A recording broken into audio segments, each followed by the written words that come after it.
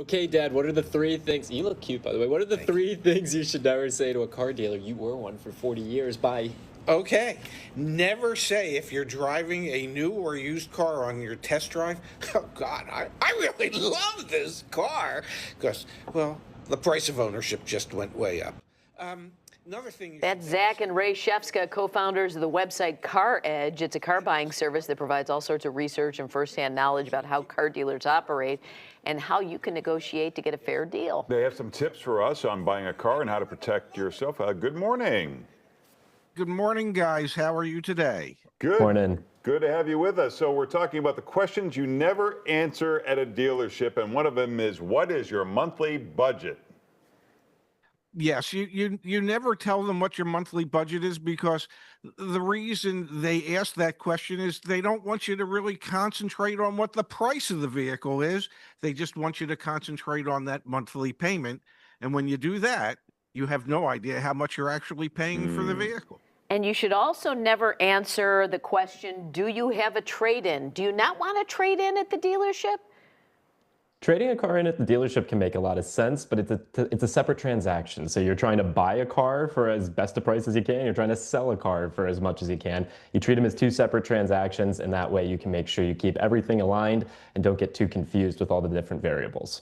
All right. But I thought they built the trade-in into the price of the car. So you're not supposed to hint that you're going to trade it in? I'm confused. Well, don't be too confused. The reason you look at it as a separate transaction is you and the dealership both have the exact same goal. You're trying to buy their car for as inexpensively as possible, and they want to do the same with yours. So what you need to do is market research on the value of your car so you can maximize that before you ever agree to a trade-in allowance. Yeah, and so the next question is, are you paying finance or cash? If they ask you that, what do you say? And this would go for the previous question. You just say, well, I'm not sure yet. I don't know. Zach, I'll let you handle this one. Come on, man. You were the guy who asked this question for 40 some odd years. Yeah, you keep those cards to yourself, because unfortunately, many dealerships will change pricing if you say you're going to finance versus paying cash. The dealership makes a lot of money when you finance through them typically, and so you just want to keep that information to the side and stay focused on the out-the-door price, which is the total selling price of a vehicle plus dealer fees, add-ons, and taxes. And then ultimately in the finance office with the finance manager, you can figure out if you want to finance through the dealership, use your own financing, pay cash, or even lease the vehicle. What are your thoughts on leasing versus buying? You know, you hear pros and cons for both. Well, the reason there's pros and cons for leasing versus buying, if you accept the premise that you will always have a car payment, well, then the least expensive car payment you can have to get the most car is to lease it. If you are someone, however, who likes to keep a vehicle for 6, 7, 8, 10 years, then it makes the most sense to buy it. One of the questions you should not ask is, if I can get you X amount more today, will you buy today? Is that just about pressure and time? That's all that is. That is planting the seeds for the fear of missing out. So yeah, if I could, I don't know, if I could save you another $200-300, could we just wrap this whole thing up today? What about that notion that there's a good time of year to buy a new car, like it's the year-end models from 2025, they're all going to be gone and replaced. Is there any truth to that?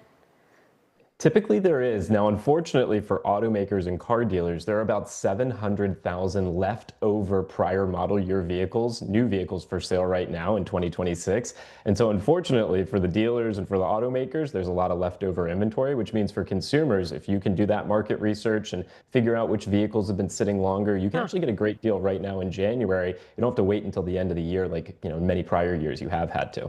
Can I ask how you guys got into this, and as a father and son? Well, my son was convinced that once I retired, I would suffer from cognitive decline, and he didn't want that to happen. So he convinced me that since I helped him buy his car, I needed to help the world buy their car. And are you an expert because you were in the car dealing business yourself? I managed automobile dealerships for 43 years. And how do those dealers feel about you giving away their secrets? They're not really secrets. It's kind of like the Ritz-Carlton. Everybody knows what makes a Ritz nice, but no other hotel chain wants to do it. Yeah. So these are not secrets. These are just commonalities that we see in the car business, and we try and level that playing field. All right. That's great. Well, thanks, guys. Check out CarEdge.com. They're on the socials. Great stuff, guys. Thanks. Thanks so you. much. Thank you.